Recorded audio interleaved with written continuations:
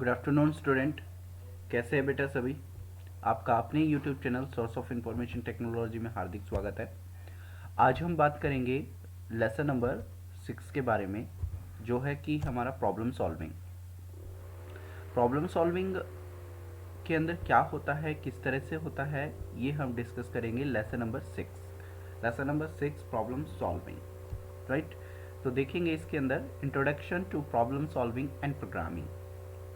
क्या होता है इंट्रोडक्शन में क्या बताया जाएगा, उसके बारे में हम जानेंगे इसके अंदर, राइट। देखेंगे यहाँ पर लिखा हुआ है डू यू नो का इसके अंदर क्या पॉइंट लिखा हुआ है वो डिस्कस करते हैं। Step by step method for solving any problem is called an algorithm. Step by step किसी मेथड के थ्रू किसी प्रॉब्लम को सॉल्व करते हो तो वो क्या कहलाता है, आपका एल्गोरिथम कहलाता है। एल्गोरिथम एक टेक्निकल वर्ड है, राइट। क्या है? टेक्निकल वर्ड है। जैसे यहाँ पर 4 इंस्ट्रक्शन लिखी हुई हैं, move 1 square right, move 1 square left, move 1 square down and fill in square with colour, right. ये 4 इंस्ट्रक्शंस है। इंस्ट्रक्शंस के अकॉर्डिंग हमें क्या करना है, एक एक्शन जनरेट करना है। क्या जनरेट करना है? एक्शन। कोई भी एक्शन आप करेंगे, कोई भी काम आप करेंगे, कोई भी वर्क आप करेंगे तो वो जनरेट करना है। देखते हैं क्या। Give below Given below is an algorithm to instruct the friend or partner who is pretended to be a drawing machine to color and blank grids as per instruction provided so that we get the output like image shown below. Assume करो कि आपको एक instruction दी गई है, ठीक है, और instruction के अकॉर्डिंग आपको एक एक्शन जनरेट करना है।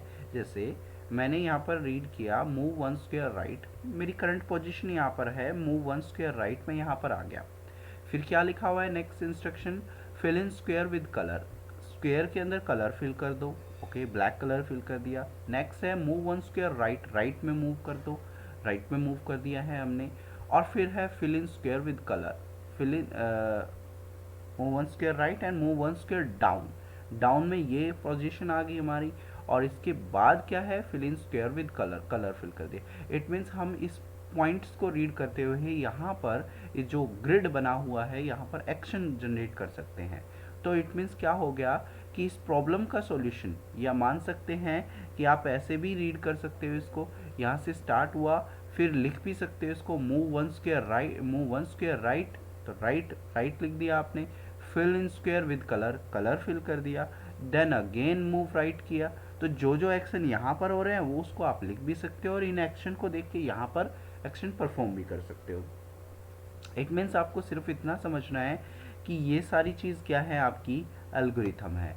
ये क्या कहलाती है? एल्गोरिथम। जो स्टेप्स आप लिखते हो वो एल्गोरिथम कहलाती है। इट मीन्स क्या हो गया कि जैसे ज्यूम करेंगे कि हम जैसे कोई बिल्डिंग है, बिल्डिंग को कंस्ट्रक्ट करना है, बिल्डिंग को बनाना है, तो बिल्डिंग को बनाने से पहले उसका क्या डिज़ाइन बनाया जाता है, उसके स्टेप्स लिखे जाते हैं, क्या किसके बाद क्या बनेगा, कौन से रूम के बाद क्या बनेगा, किस पार्ट के बाद क्या बनेगा, राइट, विंडो कहाँ लगेगी, वो सब चीज़ क्या हो गई आपकी, एक स्टेप्स हो जाते हैं। वो स्टेप्स ही क्या कहलाते हैं आपके कंप्यूटर लैंग्वेज में एल्गोरिथम। अच्छा, ये कहाँ पे काम आता है कंप्यूटर में? कंप्यूटर में जो भी सॉफ्टवेयर डेवलपमेंट होती है, जो भी वेबसाइट डेवलपमेंट होती है, उनको डेवलप करने से पहले क्या बनाई जाती है? एल्गोरिथम लिखी जाती है। उस वेबसाइट को बनाने से पहले, उस सॉफ्टवेयर को बनाने से पहले उसके लिए क्या लिखी जाती है? एल्गोरिथम। एल्गोरिथम से प्रोग्रामर को ये पता चलता है कि उसको करना क्या है, उसका नेक्स्ट स्टेप क्या होगा। यदि वो बिना किसी प्लानिंग के काम करेगा तो उसका सॉफ्टवेयर डेवलप ही नहीं होगा, उसका सॉफ्टवेयर कभी डेवलप ही नहीं होगा बिना प्लानिंग के करेगा। तो ये ध्यान रखना है आपको। तो किसी भी सॉफ्टवेयर को डेवलप करने से पहले उसके लिए एक एल्गोरिथम या फ्लो चार्ट लिखा जाता है, जिसकी हेल्प से प्रोग्रामर उस प्रोग्राम को या उस सॉफ्टवेयर को डेवलप कर पाता है, राइट।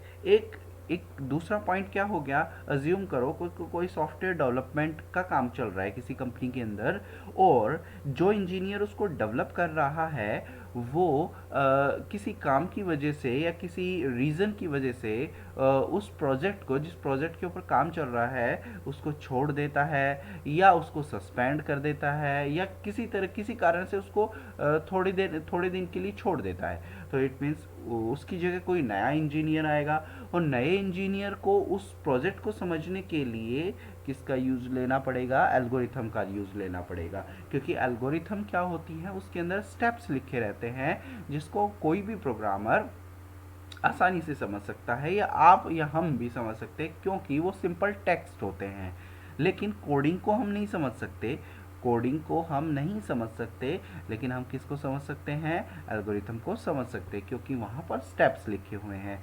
इट मीन्स आप इस ग्रिड को देख के आई थिंक कुछ ना समझ पाएँ, लेकिन ये आप जैसे ही इन इंस्ट्रक्शन को रीड करेंगे तो आपको समझ में आ जाएगा कि क्या एक्शन परफॉर्म करना है इस ग्रिड पैटर्न के अंदर। ओके, नेक्स्ट मूव करते हैं।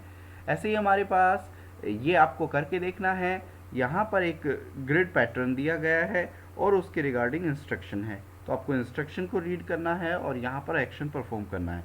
यदि इंस्ट्रक्शन के अकॉर्डिंग एक्शन चल रहा है तो आपका ग्रिड पैटर्न ठीक है, अदरवाइज इसमें कोई मिस्टेक है, तो ये आपका अपना काम है। इसके बाद आप देखेंगे, आपके पास देखिए कुछ सिंबल्स नज़र आ रहे हैं। हमारे पास क्या नज़र आ रहे हैं? कुछ सिंबल्स नज़र आ रहे हैं। जैसे कि यहाँ पर लिखा हुआ है move one square right. Right का मीनिंग क्या हो गया? राइट साइड में मूव करेगा। Move one square left, left में मूव करेगा। Up down and fill in colour, ठीक है, fill in square with colour. ये आपके कुछ सिंबल बना दिए। मान लो हमारे पास 4 इंस्ट्रक्शन थी और इन चारों इंस्ट्रक्शन की क्या बना दी है मैंने? चारों इंस्ट्रक्शन की क्या बना दिए हैं? कुछ सिंबल्स बना दिए हैं। और ये सिंबल्स जो होंगे आपके, जो सिंबल्स क्यों, इन सिंबल्स का इस्तेमाल करते हुए भी हम एक प्रोग्राम का जो लेआउट है, प्रोग्राम का जो डिज़ाइन है वो तैयार कर सकते हैं। कैसे? इस यदि किसी सिंबल का इस्तेमाल लेते हैं तो वो कहलाता है फ्लो चार्ट। यदि किसी सिंबल का इस्तेमाल लेते हैं ना, हम किसी प्रोग्राम को बनाने के लिए, प्रोग्राम को बनाने से पहले दो चीज़ बनाते हैं, एक तो एल्गोरिथम बनाते हैं, एक फ्लो चार्ट बनाते हैं। एल्गोरिथम या फ्लो चार्ट दोनों में से कोई एक बनाया जाता है। तो आपके पास यहाँ पर क्या है? एक फ्लो चार्ट है। फ्लो चार्ट की हेल्प से भी हम प्रोग्राम को समझ सकते हैं। मान लो हमने 4 इंस्ट्रक्शन लिख रही हैं, हम नहीं चाहते कि हम इन चारों लाइनों को बार बार लिखें, तो हमने क्या बना दिया? इनके लिए एक पिक्चर डिज़ाइन कर दी, मान लेते एक सिंबल डिज़ाइन कर दिया है। तो ये सिंबल कैसे यूज़ कर सकते हैं देखेंगे आप यहाँ पे। Now your entire program looks like this. हमने इसको, इस एरो का मीनिंग क्या है? One square right then fill in colour. तो यहाँ पर one square right fill in colour, फिर one square right fill in colour. तो इनको देख के भी, अब इनको देख के तो कब समझ में आएगा? जब इन सिंबल्स का हमें मीनिंग पता चलेगा।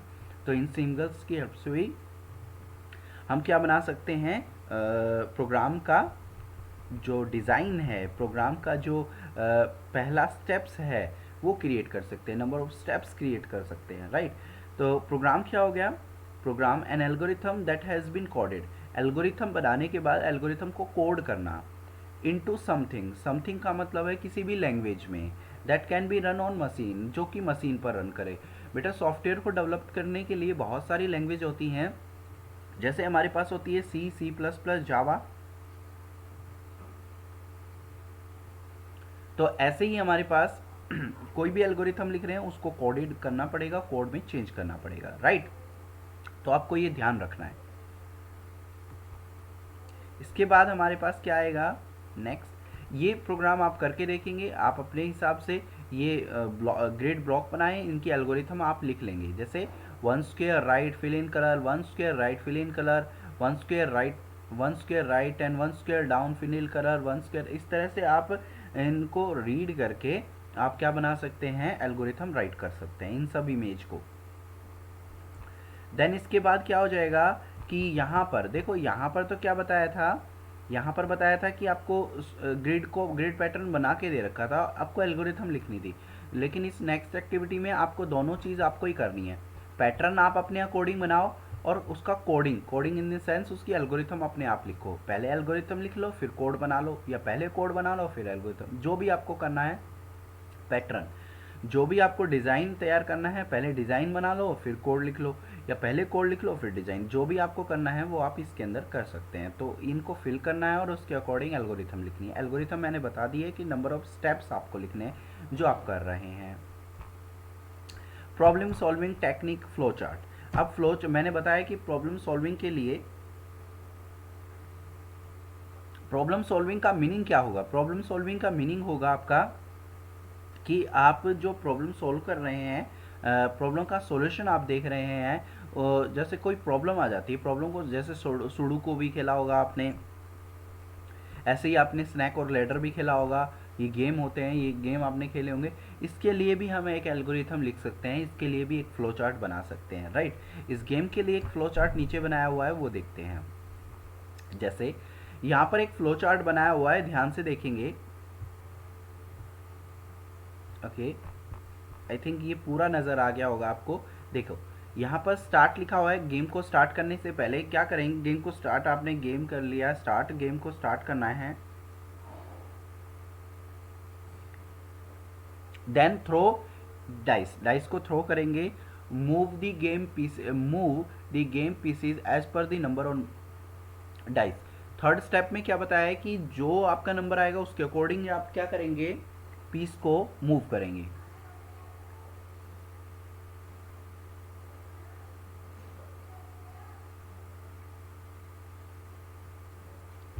Move one square, move the games pieces as per the number on dice. Dice के ऊपर जो भी नंबर आया उसके अकॉर्डिंग आप पीस मूव करेंगे। इसमें दो ही कंडीशन हो सकती हैं, तीन कंडीशन हो सकती है हालांकि। दो क्या? तीन कंडीशन, देखो कंडीशन 1, कंडीशन 2, कंडीशन 3 कंडीशंस हो सकती हैं।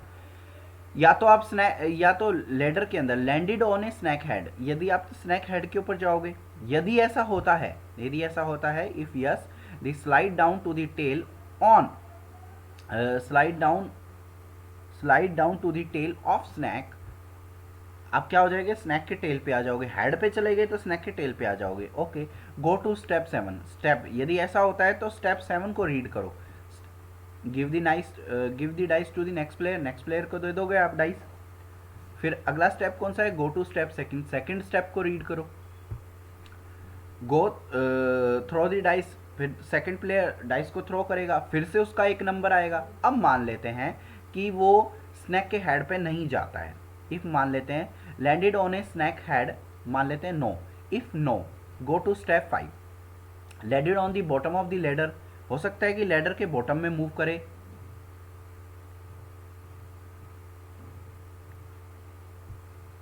लैडर के बॉटम में मूव करे, लैडर के बॉटम में मूव करेगा तो क्या हो जाएगा? इफ यस ऐसा होता है, then the move up to the letter, letter के अंदर मूव कर जाएगा, ऊपर आ जाएगा, सीढ़ी के ऊपर आ जाएगा। And go to the step 7, 7 को रीड करें। Give to the dice to the next player. Okay, फिर गो टू स्टेप सेकेंड, फिर से थ्रो करेगा अनदर प्लेयर, जो भी प्लेयर होगा उसका एक नंबर आएगा। अब मान लेते हैं कि लैडर के वो बॉटम के अंदर मूव नहीं करता है। Landed on a bottom if the not, if the ladder, if no, go to step 6। अब ये हो सकता है have you reached the last block, हो सकता है कि आप लास्ट ब्लॉक पे पहुंच गए हो। तो यदि ऐसा होगा, if yes, then go to step 9। Step 9 को रीड करो, यू आर विनर, विनर हो जाओगे।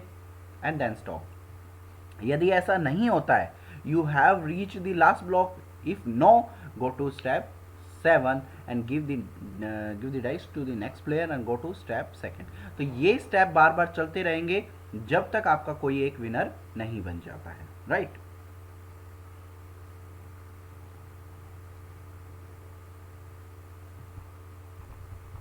अब यहां पर देखेंगे, आपके सामने यहां पर नजर आ रहा है अल्टरनेटिव, अल्टरनेटिव इसका एल्गोरिथम का अल्टरनेट क्या हो सकता है? एल्गोरिथम का जो अल्टरनेट होगा वो आपका होगा flow chart.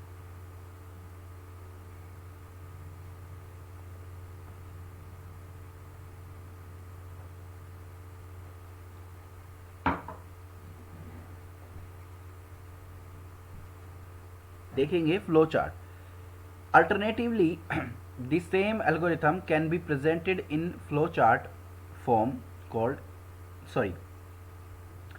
Alternatively, the same algorithm can presented in pictorial form is called flowchart. हम इसी काम को पिक्चर की फॉर्मेट में बना सकते हैं. कुछ सिंबल्स दिए गए हैं.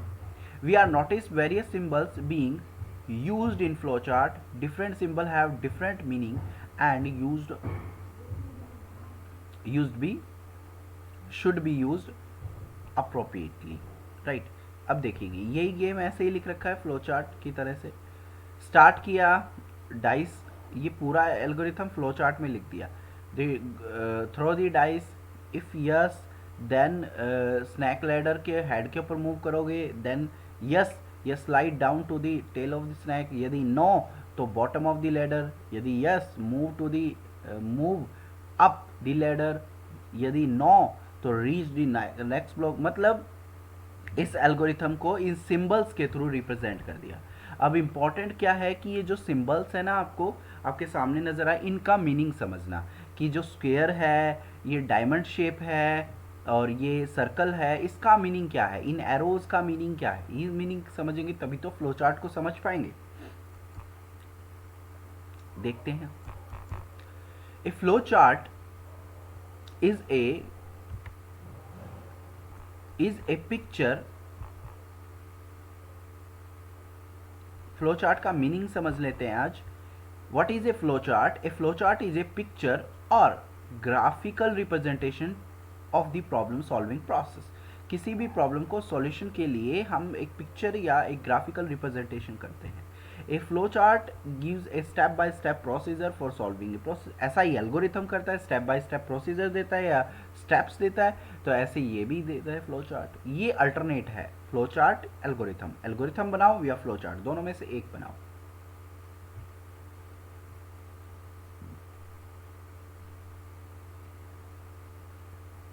इसके बाद क्या है? Various geometrical shaped box present the steps of the various solution. The box are connected by directly rows and to show the flow of solution. ठीक है. बहुत सारी ज्योमेट्रिकली एक शेप इसके अंदर बनाई जाती है और उसके सॉल्यूशन के लिए दिया जाता है. उसके boxes are connected to directionally arrows. Arrows के थ्रू उनको कनेक्ट कर दिया जाता है.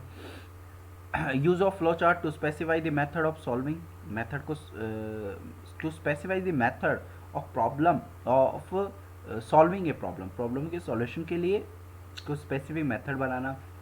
To plan the sequence of computer program, communicate ideas and solution. Right. ये सारे इसके वर्क होते हैं. तो फ्लो चार्ट के कुछ सिंबल्स हैं. जस्ट वर्बली मैं आपको बता देता हूँ कि इलिप्स. इलिप्स का मतलब होता है सर्कल. इसके अंदर क्या आएगा? यदि आप कोई भी किसी भी स्टेप्स को एंड करना चाहते हो, स्टार्ट करना चाहते हो, तो आपको किसका यूज़ लेना पड़ेगा? सर्कल का. ठीक है. जैसे स्टार्ट और एंड के लिए किसका यूज़ लिया है? देखो, स्टार्टिंग के लिए और एंड के लिए. स्टार्टिंग में और एंड में सर्कल का, और कहीं सर्कल का यूज़ नहीं होगा. इसके बाद क्या हो गया? पैरेललोग्राम का यूज़ होगा to read inputs and output. यदि आपको कुछ इनपुट देना है और आउटपुट दिखाना है तो आपको किसका लेना पड़ेगा? पैरेललोग्राम का. रेक्टेंगल का यूज़ होगा, कुछ प्रोसेस होगी, मतलब कुछ एक्शन जनरेट होगा, तो आप किसका यूज़ करेंगे? रेक्टेंगल का. और डायमंड शेप किसका? कंडीशन. यदि कहीं पे यस और नो की कंडीशन आ रही है तो उसके लिए कौन सा सिंबल आएगा? आपका डायमंड सिंबल. एरोज आपको पता ही है, एरोज अप एंड डाउन के लिए होता है, मतलब कनेक्टिविटी के लिए, फ्लो चार्ट की कनेक्टिविटी के लिए. और कनेक्टर्स किस लिए? मानो एक फ्लो चार्ट है. अभी हमारे तो छोटे छोटे फ्लो चार्ट होंगे, लेकिन फ्लो चार्ट 10-10 पेजों के भी होते हैं. मान लो एक पेज के ऊपर ख़त्म हो गया एक फ्लो चार्ट का, तो उसको दूसरे पेज पे कनेक्ट करना है तो हम कनेक्टर का यूज़ करते हैं. मतलब यदि आपका फ्लो चार्ट बहुत ज़्यादा बड़ा है तो उसके लिए हम कनेक्टर्स का, एक पेज के ऊपर लिखा, ख़त्म हो गया, दूसरे पेज पे उसके अगला स्टेप लिखना है फ्लो चार्ट का, तो कनेक्टर सिंबल हमें बताएंगे कि ये सेक्शन ए है, ये सेक्शन बी कनेक्ट है, ये सेक्शन 3 कनेक्ट है. राइट. तो ये सिंबल्स आपको याद नहीं करने, जस्ट रीड कर लेना है. स्टार्ट और एंड के लिए ये आ जाएगा इलिप्स.